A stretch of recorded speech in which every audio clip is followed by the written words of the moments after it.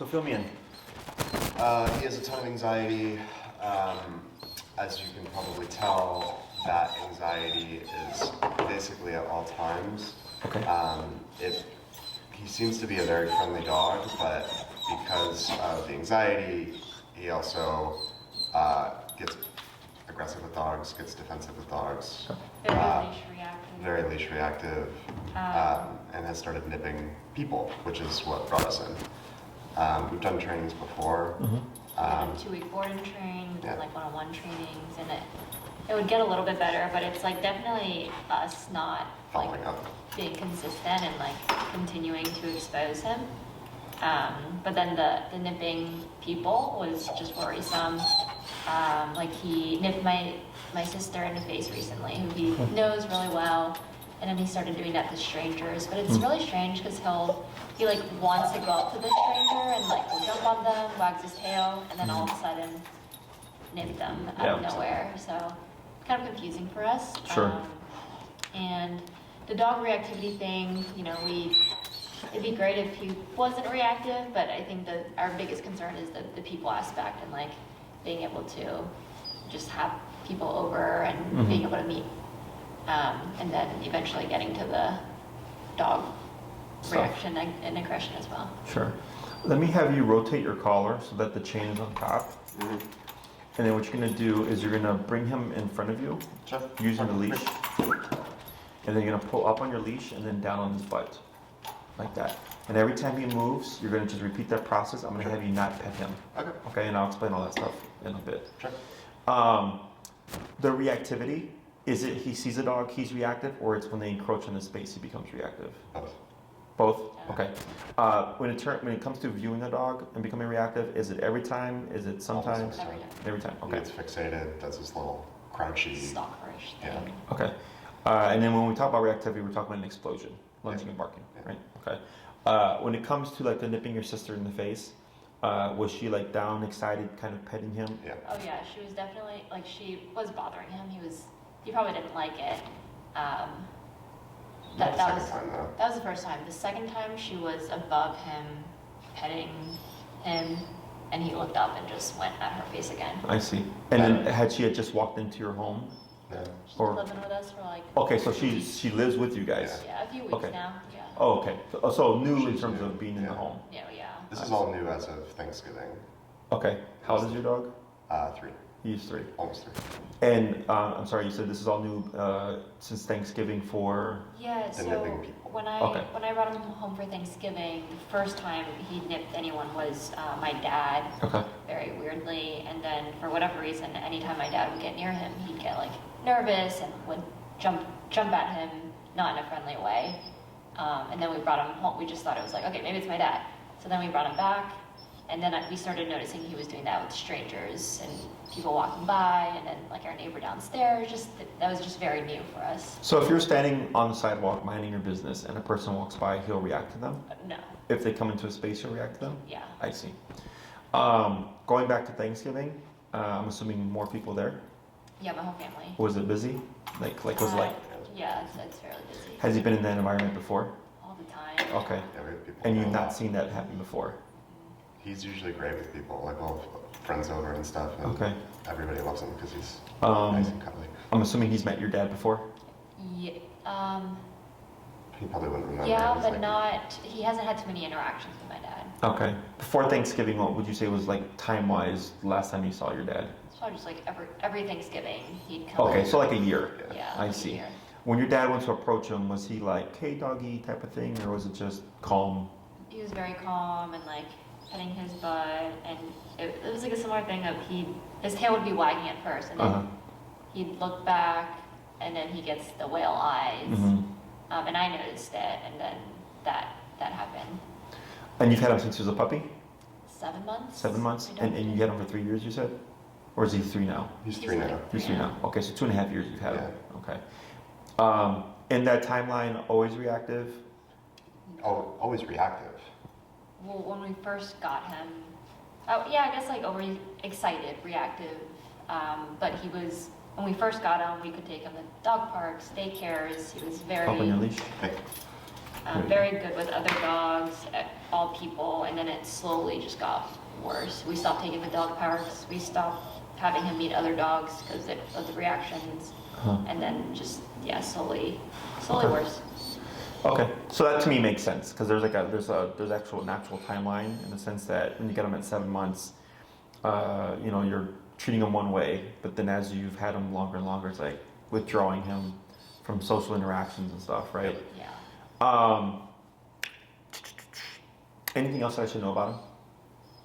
Some fluoxetine from the vet. Okay.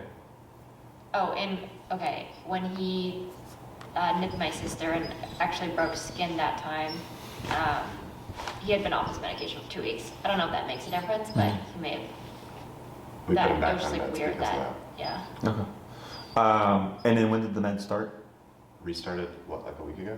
Yeah. And then when did it start originally? Maybe like a year ago. Okay. It was in Boston. So like when Thanksgiving, he was already on He was on Fox. meds, Yeah. Okay. Anything else? Every time we do a board and trainer training, like he gets better like progressively. Like I know he can get used to dogs in situations. It's just like us, I think. Anything else? I don't think so. Every person we've gone to for a trainer in the past has said that he's just very nervous, scared, like alpha dog, is Like- what they've told us. For me, that stuff doesn't make sense because alpha dogs are confident dogs. That's kind of Yeah, what I was It's kind of like an Yeah. oxymoron there. Yeah, Yeah. So I agree that you have an anxious dog, yeah. but I wouldn't say he's an alpha dog. Okay. Yeah. So confident dogs or alpha dogs, they actually don't care about a lot of stuff unless it directly impacts them. Like they just mind their business unless they're in situations like, okay, now I got to do something, right? Dogs that are insecure, anxious, nervous, fearful, they act out in necessity because they feel they have to, but they're not built for it. Okay, so like we go get a dog and like it'll act out aggressively towards the owner or somebody, and then immediately thereafter they'll say like, "Oh, the dog looks guilty." It's like in the corner. Rocco Right? does. He does. That's not guilt. Okay. That's so if we take a person who is not built for confrontation and you put them in a confrontational moment, afterwards they're shaking because that stress has to go somewhere. They're not built for it. And there's people that can go into conflict and they're unfazed, right? Because personality-wise, they're capable of going into confrontation and dealing with it. Does that make sense? So what you're seeing is him expelling the stress of the moment. But to us and the human eye, it looks as guilt. Yeah. But he's not going there, oh man, I feel terrible for like biting, grandpa, oh my God. Because dogs don't do that. Yeah. Dogs don't have guilt. Dogs don't self-reflect. Dogs don't go in the past, nor are they in the future. They're in the present. Does that make sense? It does. So that's where that comes from, is that you have an insecure, a weak dog, so to speak, personality-wise, who's not built for it. But if he's in a situation where he feels he needs to, he'll do it. Yeah. It's part of survival instinct, okay? Because we're all driven by two instincts, survive and replicate. If a dog's been spayed or neutered, obviously they don't have the replication instinct, but the survive instinct is still there, okay? So when we get dogs that develop these issues, either through genetics, and in my opinion, your dog's going to be more of a genetic case, than those, it's like that nature versus nurture type of thing, right? There's times where the owner is just doing everything wrong and they happen to have the one particular type of dog where that just doesn't mix well and then they develop problems. And then we have dogs that are genetically just wired to be very anxious, very nervous, or what have you. So it's nothing that I would say that you guys did wrong, because obviously you've been proactive about it, you've been seeking answers and stuff. When it comes to falling off the training, I mean, it happens. More often than not, owners fall off of training because it's not making big enough of an impact for them to think like, well, why am I going to keep doing this, right? So for whatever reason, it is what it is. But in your case, I'm going to say this guy is most likely a genetic case, okay? Doesn't mean that there's nothing that can't be done. But it kind of just takes off the weight of like you in the sense of feeling guilty about like you're the reason why your dog is the way he is. Okay, because that's usually something I see a lot where the owner's just like, oh, it's all my fault, this and that. Like, no, your dog's just a genetic screw up. It happens. How do you know that it's Because of the age, Okay. the whole age thing that and I was like, what time did you get him? 7 months, stuff like that. So I get clients that they're like, yeah, ever since I got my puppy at 2 months, it's been an anxious puppy, Yeah. But The issue is, they start seeking answers right away, but everything that you read online or the most common approach that you're going to meet, in my book, is not the right approach. So, for example, with puppies, we're taught that you cannot give puppy consequence, okay? But you can. Another dog would nip and bite their puppy as young as 3 to 4 weeks within a litter, okay? But when we get our 8-week-old puppy home, we do timeout, we do yelp and turn away, we do redirect them to another toy, we do all this other stuff, whereas another dog will just nip and bite the puppy, right?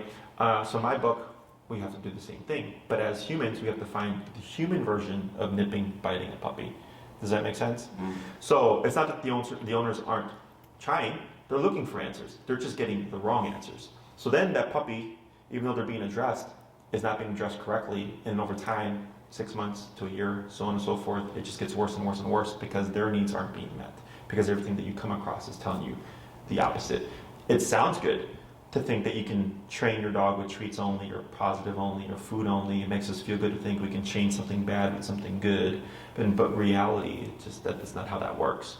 Positive reinforcement is good for stuff you want to see again. It is not good for stopping things. Okay, that's what aversives are for.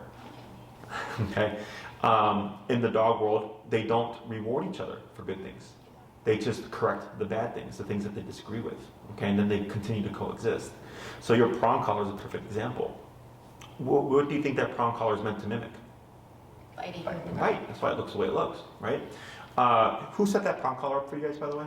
When we our board and train, it was like a couple years ago in Boston. Okay, because it's a good collar, but they have it fitted incorrectly. It should too loose. The metal plate should be in the center, and in yours you have one prong, the metal plate, and then several prongs. Okay, he should also be on a 2.25. That I'm not so worried about because even if that was set up the incorrect way, it's the same thing. Okay, but just as a heads up to you that the prong collar needs to be fixed. I think you can have it looks like maybe 2 prongs on each side. Okay. So when we think about physicality with dogs, because of the way that we're taught and everything that you'll come across, it's kind of like, oh, you're hurting your dog, or you're abusing your dog, this and that. But that's what dogs do to each other. It's not, if you're being physical with your dog, it's also the intent behind it. Are you doing it out of meanness? Are you doing it because you want to hurt the dog? Or are you doing it because he's acting like a fool and you need him to stop the behavior? So I was raised old school, I was spanked. Okay? And I'm very appreciative of it because I feel like that's why I'm as disciplined as I am today. And if I were to look back at my parents, I wouldn't say like, oh yeah, they hit me and abused me. I'm like, yeah, I got out of hand and I got spanked and I stopped doing the behavior and I didn't do it again and I didn't get spanked for it, right? But that's also starting to being met with negative connotation as well, right? And sometimes I can tell someone like, oh yeah, I was spanked growing up, and they're like, oh, your parents hit you? And I'm like, well, I don't view it that way. I view it as I was disciplined, right? So there's also just the impression. So for dogs, and with the human, we have the component of timeout because we can self-reflect, right? Mom can say, go to your room and think about what you did. And you can sit there and be like, oh crap, like now I'm in here for a week and I can't see my friends, blah, blah, blah, blah, right? Because we have self-awareness. Dogs do not. So they're all within the physical realm. And then that comes down to affection. It comes down to addressing each other. It's how they play, right? It's a lot of it's mouth-based type behavior. So they're just physical creatures. But when we get dogs, we look at it and it's like, my dog's aggressive. I go, no, they're not aggressive. They're just telling that dog, don't do that to me. But they do it with teeth. Okay, does that make sense? Yeah. So, in terms of the anxiety type stuff, we cannot make your dog unanxious, but we can teach your dog how to handle the anxiety better, and I can teach you how to live and own anxious dog. Okay. When it comes to the situations where he acted out towards people, we also have to take in a lot of factors. Okay. So, when we talked about your sister, I was like, well, was she talking excitedly and was she down in the space? I believe the answer was yes, right? Yeah. So you want to think like your dog, since he's an anxious type, is already to a degree under stress. And then we bring someone in, and to us we perceive it as positive because she's talking like this and being sweet with the dog, right? But to him, he's like, man, you're in my personal space and you have this energy about you, and he's already under stress. And then we see the next level, okay? So sometimes he seeks the personal space. Yes. And that's the then confusing part. reacts. Yes. So, and that's a nervous dog, in my opinion, nervous dog characteristic. So what happens is he wants to be social. He is social to a degree, okay? He comes to the person seeking the attention, and he's like in this honeymoon phase where everything seems really sweet at the moment. I have the person coming up, just a heads up. And then everything's nice and sweet. He's approaching them, and then they're in this space, like, hey buddy, this and that. But eventually the honeymoon phase wears off. And the next thing is, hey, you're right here to me. I don't like this. Or it's, you've been there for too long. Boom. So now he's setting a boundary, right? So imagine if someone came up to your ear to tell you something, like, hey, like, this happened, right? And you're like, okay, and they pulled away. No big deal. They kept it in private. But let's say they stayed there in your ear. And you're like, at some point, you're like, okay, you can go now, right? Because of the discomfort that then sets in. Same thing for the dog, okay?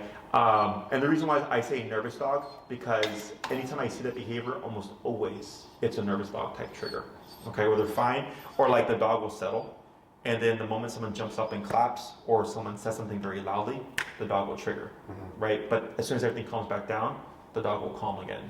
So fear, nervousness, and anxiety look very similar, but they have distinct characteristics.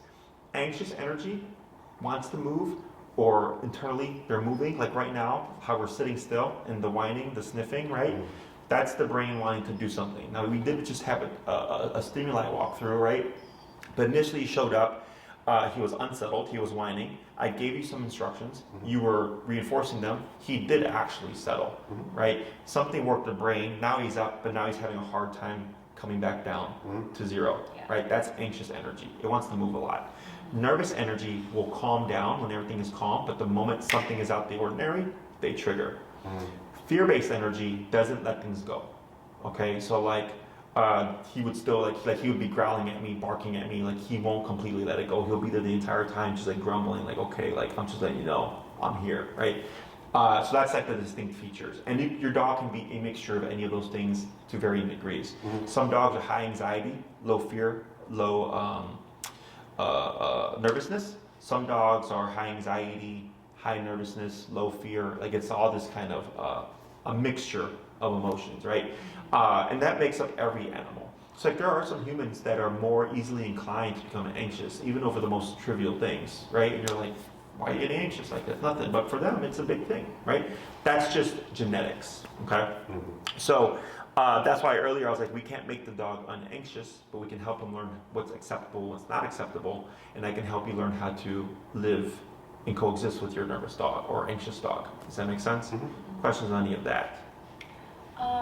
Like I understand the, like people getting in his space and he'll snap because he's not comfortable with that. Is there a reason that he just started doing that? Because that's never happened in the past and people are always in his face. Yeah, so that can just be something that was happening over time. Because progressively over time, you've been withdrawing him from things once you've noticed that he couldn't take to. Is that correct? Yeah. Right? So now for me, that's just like the next thing. Does that make sense? Like it started off like, for instance, I could have a dog that resource guards their food from the owner. And it's just the food. And then the next thing you know, it's the couch. And then after the couch, it's the bed.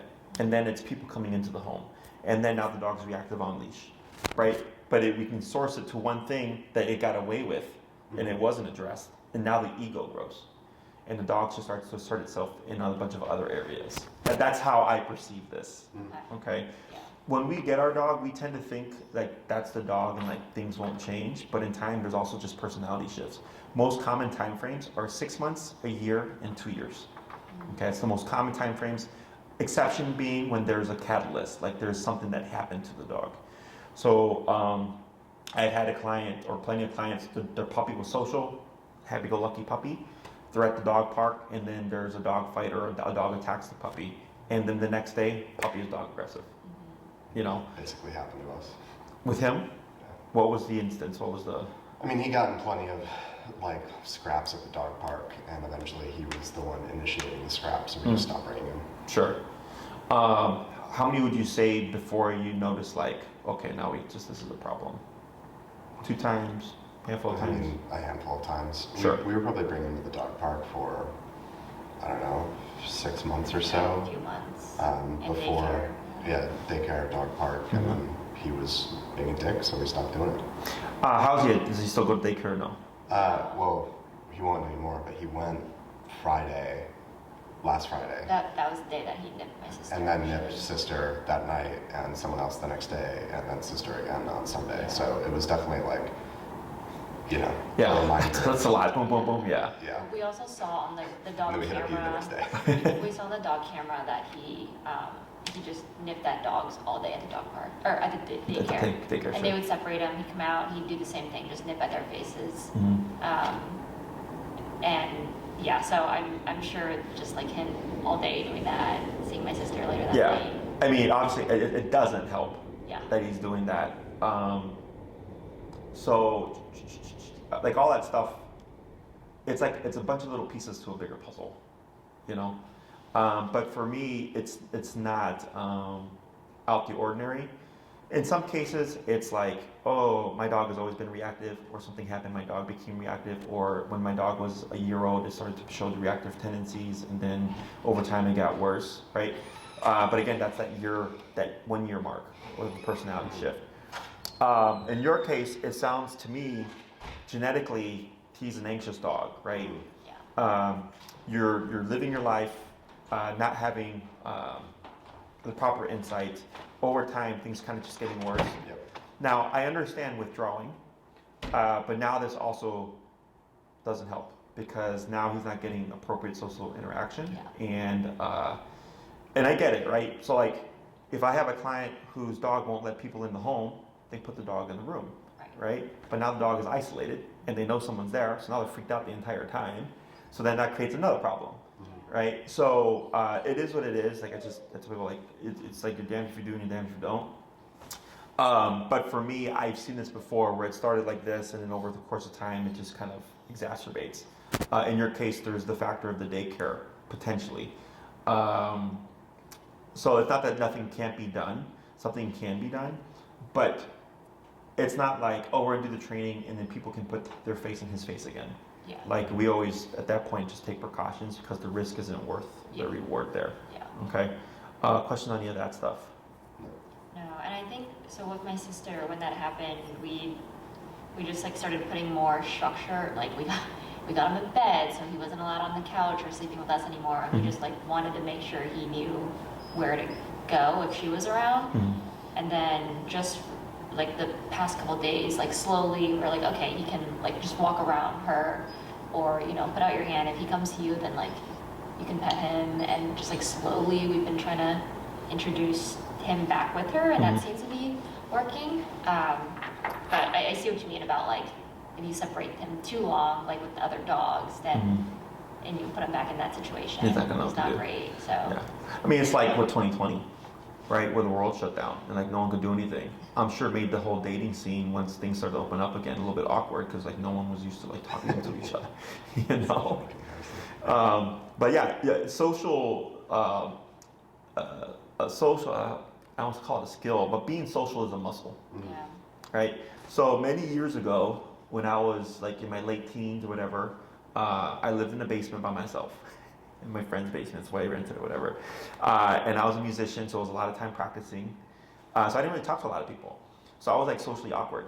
But then fast forward a couple of years, I started dog training, which forced me to talk to people. Now I can shoot the shit with anybody. I have no problem being social now, but because that's a part of my job, So same thing for your dog. When we pull them away from social interactions, they lose that skill, and then when you bring them back, like they just don't know what to do. So it's a balance of keeping them in a social environment, but at the same time, you have the means of controlling him or stopping him in situations where like he's not going to make the right decision, And it gets more complicated than that, but like that's like the simplest answer I can give for now. Yeah. Okay.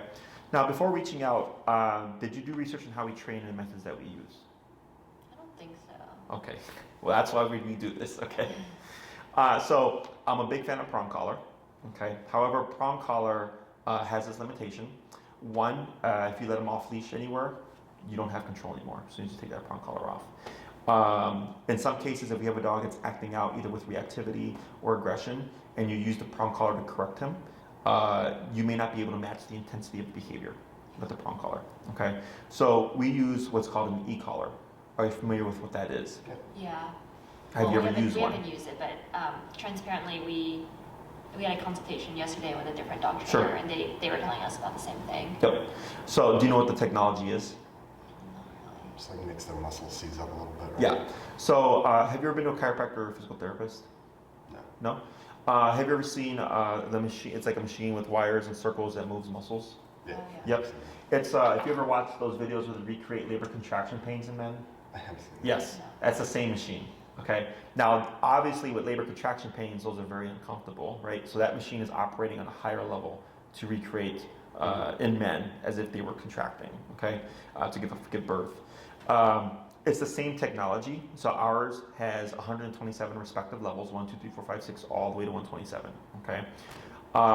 E-collars also can be known by the name of shock collar. Just so that you know, as FYI, shock comes from two places. One, when e-collars were first developed, they had like 3 to 5 settings. Okay, so 3, your dog could ignore it. 4, your dog is yelping. Okay, so it was shocking in the sense that the jumps were so great.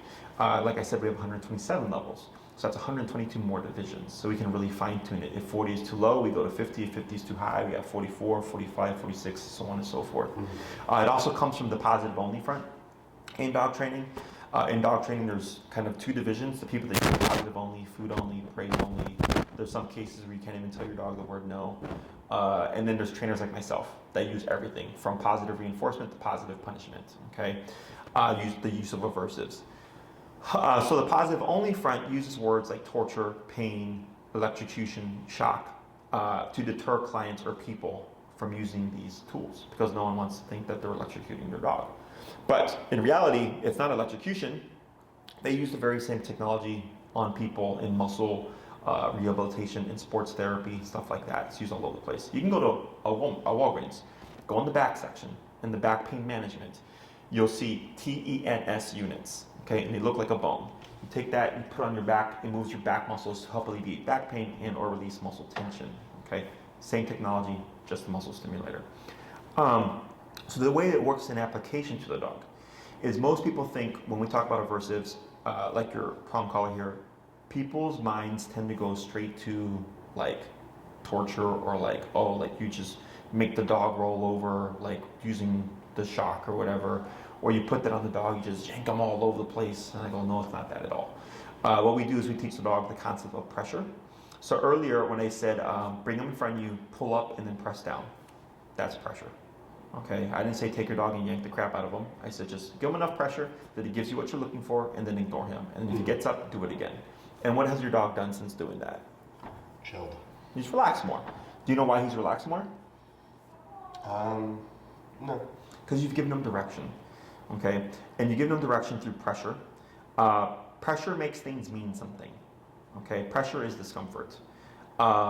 Also, pressure can be seen as soothing. So like, I don't know if you've seen online like the weighted blankets that are to help people sleep better. There's also children that are on the autism scale, and some of them may have a service dog that's trained to sit on them whenever they start to have an attack, because the pressure of the dog, the weight of the dog sitting on them helps soothe them. But it's still considered pressure. So pressure comes in a number of different forms. In this case, with your prong collar, you have prong pressure. You use physical leash pressure and all that stuff to put your dog in a sitting position to help relax him. There's also pressure through remote collar in 127 varying degrees. Okay, so when we do the training, we always start low. We work our way up. Your dog decides what he needs. I don't decide it. Okay, so if your dog responds to 15 out of 127 and everything's going great, then we operate at 15 out of 127. If your dog is great at 15 out of 127, but when he sees another dog, he needs 50 at 127, then we go to 50 out of 127, right? Because 15 is not stopping the behaviors, then why are we going to keep using it? We keep increasing it until he tells me, okay, you know what? I don't like that, so I'm going to stop doing this, and then I'm going to see what happens. And then the next time he sees a dog, we don't see any reactivity, we go, good. 50 not only stopped him from being reactive last time, it deterred him from doing it the next time. And then we make changes according to that. Does that make sense? Mm-hmm. So in these kinds of cases, the first thing you want to do is put structure, as you noted earlier, into the head. Now, our structure and dog structure is very different. Human structure is, my sister has moved in, and I'm going to have the dog lay on the bed which is a form of structure. But his type of structure is, what happens when I nip your sister? Is there a consequence? Is there no consequence? Do I get away with it, or will you address me? Does that make sense? That's the difference. So theoretically, if your dog is on the dog bed and he respects it, he doesn't have the opportunity to nip your sister. But nothing ever tells him that it's not an option. Yeah. Does that make sense? So we kind of tackle both of that stuff. Now, I'm not going to say, yeah, go ahead and let's grab some people and put them in his face and make him tolerate it. But you will have a means to stop him if you find yourself in that situation. I'm a balance of, yes, we'll give you tools so that doesn't happen, but also if you're in the moment where like somebody unknowingly is putting themselves in that situation, you have tools to address that as well, okay? Because, like for instance, my first consult today, the dog was on the bed with the couple. The guy went to push the dog off and the dog triggered, and he said he had a full teeth marks here on his stomach, and the dog jumped and latched onto his muscle, almost ripped his muscle off. I'm not exaggerating, okay? So I told him, I was like, well, in my opinion, this dog is no longer allowed on the bed because the risk of what could happen is not worth the reward of just having your dog sleep on the bed, right? And it was very hard for the wife to hear that. She was like, what, really, I can't? I'm like, yeah. I'm like, the dog fucking almost killed your husband. Yeah. You know, you want to keep your dog. My job is to help you give you answers that allow you to keep your dog, but at the same time, I don't want your husband to be in a position where he's going to be bit again, you know? So there's also just like lifestyle dynamic type things that are relatively pretty simple. And all those things work together so that you're able to live with your dog and like not be so on edge or worried about is something going to happen, okay? What are some of those lifestyle things? What are some of those lifestyle things? Yeah. So one thing would be like when we walk our dogs, we tend not to walk them in a structured fashion. In my book, the dogs are always in a heel, walking at your side with a loose leash, not being reactive, not lunging after dog. Now, if a dog comes into his personal space and he triggers, that's very different versus walking past the dog and triggering, okay? And that's always where things start. If we can't get the dog to simply accept seeing other dogs in the environment, the next thing is not going to happen, okay? So the reason why that's so important is because most of us in the city of Chicago walk our dogs 3 times a day, 7 days a week, right, to go potty. So that's 3 times a day, 7 days a week. He only gets 1. No, he's clearly not good enough. You're practicing structure. Because we tend not to practice a ton of structure, right? It's, I walk my dog to go potty, I bring him home, my dog does whatever they want, and that's pretty much the life, right? So even if the dog is doing whatever they want in the home, at least outside when they go on a walk, there's some kind of structure being established. Our structure is you can't run red lights, you can't steal things, right? We don't take can't take another person's life, stuff like that. But that's because we have self-awareness and we know these laws and rules are omnipresent. He doesn't know that. So even if you teach him nipping at people's faces is not allowed, he doesn't think that's not allowed ever. He just thinks, okay, today I got corrected for it, but what about tomorrow? Does that make sense? He doesn't understand things as a blanket rule. So that's why we need reinforced structure, at least on somewhat of a regular basis, to keep that in his mind. Does that make sense? It does. So structure would be, can't be reactive, has to walk in a structured form, and given permission to do things like go potty. And you're like, but Jesse, if I'm walking my dog here, why can't he just go off and potty? I'm like, because to him, that's an impulse, that's a decision he made. I'm putting everything on my terms. Okay, so the dog's being given permission to go potty.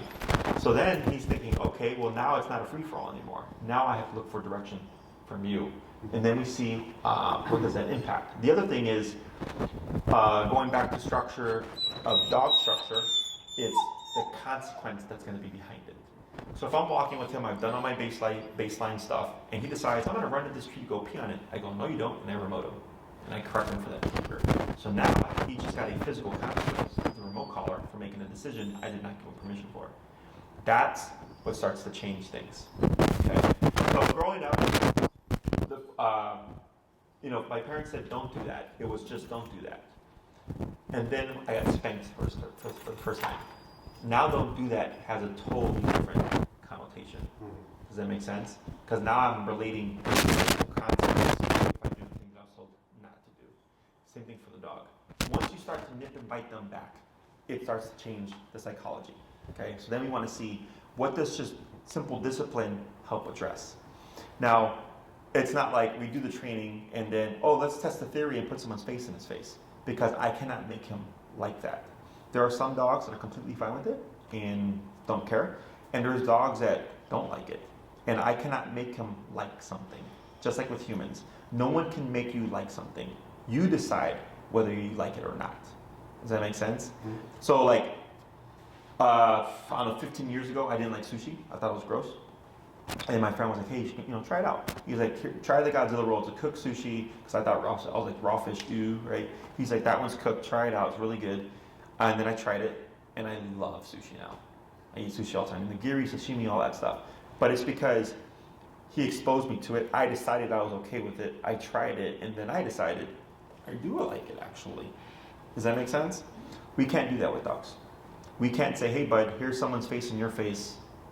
You have to like it, or at least give it a try, right? If he's like, I don't like people that close to me, then we have to advocate for a dog and then set boundaries for stuff like that, okay? So when it comes to being social with people, I care about the people within the home, the people that he would see again. Your dad, for example, family members, friends, stuff like that. Everybody that's outside, the random person that thinks your dog is cute, I could care less about. Don't touch my dog, okay? Does that make sense? Because then if he's feeling like, man, everybody has to touch me, from the people I don't know to the people I do know, like, then that's going to make him not like it even more. So that's where advocating comes into play, to help balance out our expectations. Okay? Questions?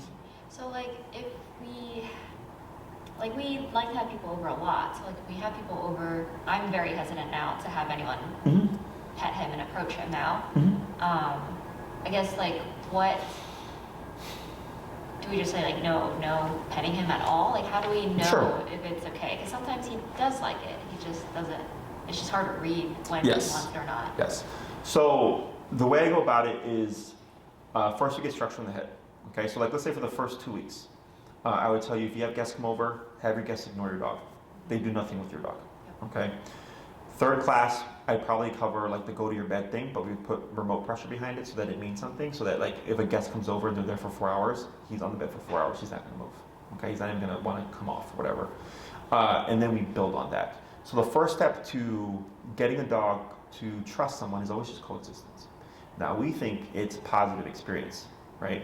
But to us, positive experiences, they give them treats and or they give them affection, okay? But that's already overstepping the social interaction for him, okay? For dog, like, so here's an example. My girlfriend's dog hated me when she first met me, okay? Doesn't like people. So when I would come over, she'd just like look at me, she would growl, she'd just stay away.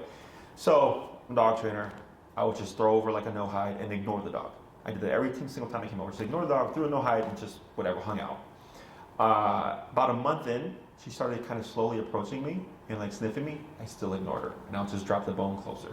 Okay, a month later, she started crying when I would come over, and she was jumping in excited, and I still ignore her. Okay, and now she comes and like lays and wants me to pet her and all that stuff, right? But it was at least 2 months of me ignoring her until she's like, okay, please now just touch me, just pet me. And she's like poking her nose at me, booping my hand with her nose. And when I did pet her, very slowly and very calmly, I was like, oh my God, you like me now, which is what most people tend to do, okay? So I would give you the structure in the beginning. We're gonna just ignore, because you guys gotta get used to the collar, how it works. We wanna read his behavior over time. Does he seem calmer? Now that we have structure in the brain, all that stuff. When a dog is calmer, it takes more for them to make a decision. A dog that's already under stress or stimulated is quicker to make a decision, and it's almost always not to our favor, okay? So then I would give you the process of bringing your dog from one point to the point where he is social, but it's not, okay, you bring your dog to be social and you don't ever think about it again. Right, you're still in control of your dog. You're still in control of the moment. So if like you're like, oh yeah, you're at the point where you can pet my dog, and then you see that person go, hey, and you go, no, not like that. Okay, you're still setting a boundary there. Does that make sense? Because I can't, again, make him like something that he just doesn't like. We can do stuff and then see if in time he builds enough trust with that person to, like your sister, technically speaking, is realistic to think that that may happen because she lives there, right?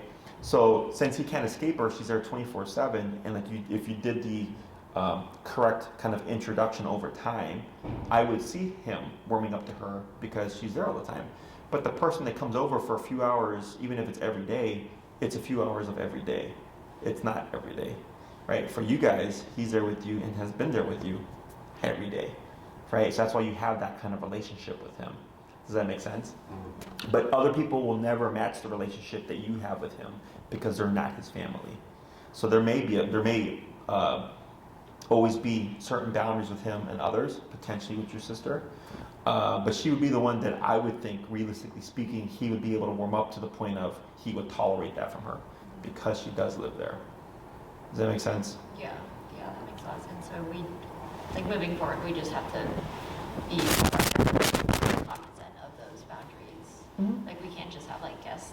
You We didn't can't- care. Like, yeah, it's not like we don't think about it in the dog. yeah. People just come over. We used to never think about it, and they could do whatever. Mhm. But now we can't. We just Yes. gotta be a little bit more careful. People want to always go back to how it was, Yeah. right? And once you're there, that's in my book not a thing.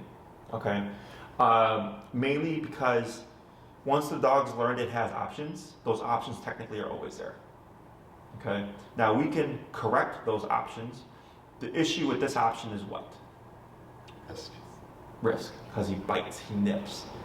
Right now we can do a muzzle and all that stuff, but eventually once you move past that, it's always that kind of thing in the back of your head of like, yeah, but if you did bite and make contact, like it's still gonna be a problem. See what I'm saying? It's not like he's growling and keeping away from the person. You know, he's actually moving forward when put in that situation.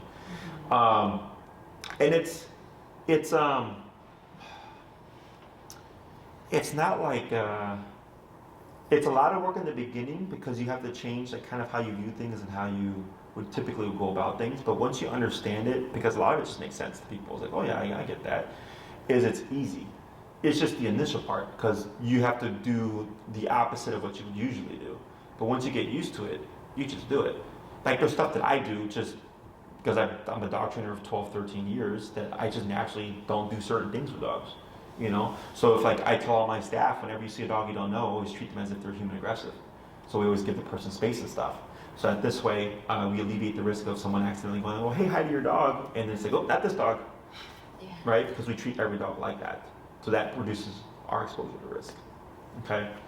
And then the whole training with the e-collar and all that kind of stuff, it's very straightforward. Again, it's very common sense based as well. I don't train the dog for you. You would show up with your training tools. I coach you through everything. All the training is done by you guys. So it's hands-on for you, okay? So you learn more, you retain more. Your dog also ties everything to you because it's you doing the work, not me. The issue that I have with like board and trains and stuff with a case like this is we already know how to treat a case like this, right? And a lot of times when we get a case like this, we don't even see anything here because we're structured. Like we can have 70 dogs here and it's quiet. Right? Because it's not a free-for-all. All the dogs are given discipline and they're held accountable for the decisions that they make and they're given consequence if needed. So the dog learns, okay, can't act like a fool here. That's how we keep it quiet. Every other place is typically pretty loud because it's a free-for-all, right? So because of that, the dog goes, oh, okay, you guys know your shit and I'm not gonna act up. Or if the dog does act up, the first time we see it, we address it. So the dog's like, okay, well I can't get away with that here. But in your home, he's already got away with it. So he's more inclined to use that approach. So when you start to do the training yourself, he's thinking, oh wow, I acted out. The only other being was you, and there was this consequence, so I'm gonna assume it was you that did that to stop me from being reactive. So now it starts to empower you in his mind. Does that make sense? Yeah. Questions? Will, how do you form this question? Like, let's say we use the e-collar and he like recognizes, oh, okay, like I can't be reactive with my owner, but what if like I get a dog sitter to walk him? And let's say he doesn't have his e-collar on, will he think like, oh, because it's not my owner, I don't even know if he knows about the e-collar, but can he disassociate that? Like, it's not just the owner, it's like, in general, I can't react. That's a very good question, a very common one as well. is dogs learn by association. So if you're the ones doing all the discipline and structure, he will be on his best behavior with you. When you give him to somebody else, if they're not reinforcing that same structure, he will act a fool. Okay? Because it's like with kids. Growing up, I knew with grandma, I could get away with stuff. But as soon as I was with my mom, all of a sudden I behaved. Right? So that's why for us, with our clients, a lot of our clients have trained with us. And they bring their dog here, and it's the same structure. So when they get their dog back, nothing's changed. Right? In cases where it's like the dog stays with the family member and they're not doing the training, the dog will act up, but it will not impact how the dog behaves with you. Because as soon as you come back into the picture, you go, Mom and Dad are here, I have to behave myself again. Okay? So dogs don't generalize. They're not good at that. Okay? And again, I give a human example, right? So it's all animals. It's called opportunistic behavior. If you can get away with something, you may attempt it. A very common example of this would be people driving on the expressway. Most people speed, right? And they see a cop car and what happens? Slow down. And then they pass the cop car and what happens? Speed up, right? Because they in that moment they go, I may get a ticket, so I'm going to slow down. And as soon as they pass the dog and they can't, the cop and they can't see me anymore, I'm going to speed up. Okay? Same thing with your dog. You guys become the quote unquote the cops. But then if anybody else who is not a cop, he would most likely misbehave. Okay? Now, if you transfer the training to them and you teach them how to use the tools, and they were to reinforce the training to the level they would need to, his behavior would be the same.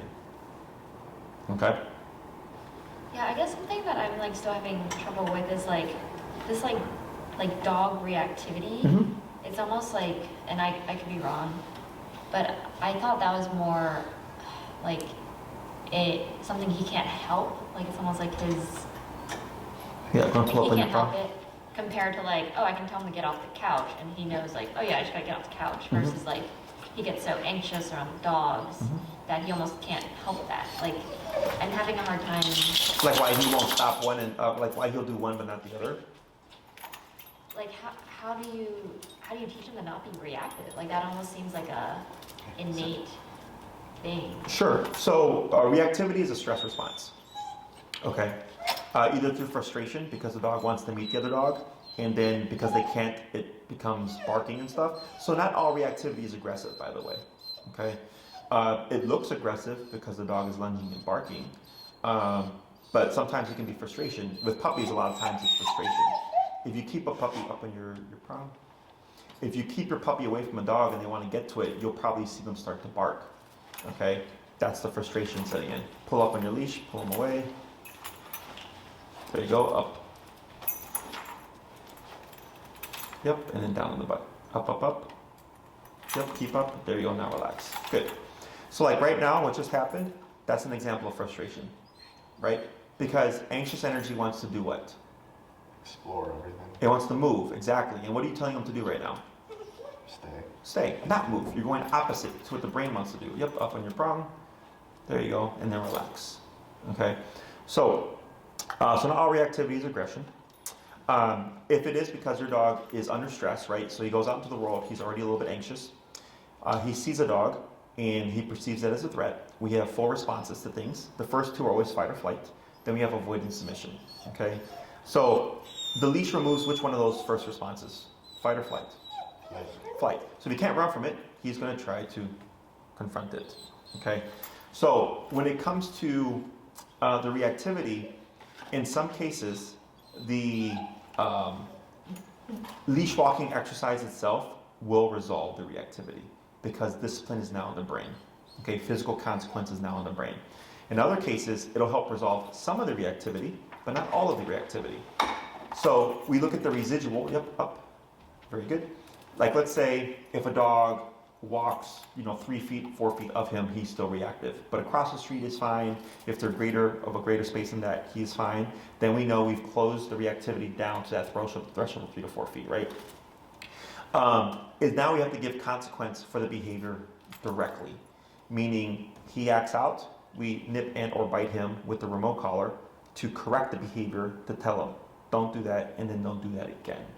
Does that make sense? Mm-hmm. So if he acted out and another dog did not like it, they would nip and or bite him to tell him, you're not going to do that, at least not with me. Okay, and then we create a conversation. So if a dog nips him to stop him, he has the decision to take the nip and comply or to fight back. And that's where things get a little bit more complicated, right? When we're dealing with the dogs ourselves, we do see that sometimes. It's called redirected aggression, where if an owner goes to correct the dog is so intense or so frustrated or just doesn't want to give up the reactivity that they'll redirect towards the owner, in most cases towards the leash. It's very rare the dog will come after the owner directly or the handler directly, okay? But that's all stuff that we can almost always predict because of the collar. So if I have a dog that's acting out in reactivity and I've done everything up to 100 and the dog still doesn't want to give it up and I know, okay, I'm going to 127, I already go into it anticipating this dog may redirect because I'm coming at such a high intensity on the collar. Does that make sense? Mm-hmm. So a lot of that stuff we already know kind of going into it. Or the dog already does it in the first place.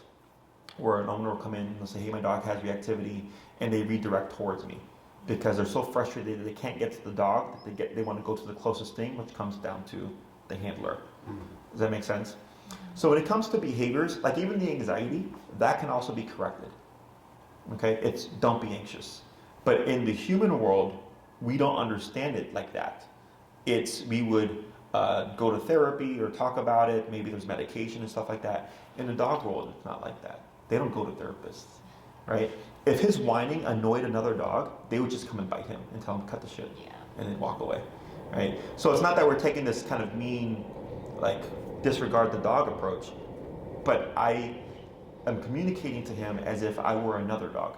And that's why we get really quick progress, because we tend to teach dogs the way that we understand, and I teach dogs the way that they understand.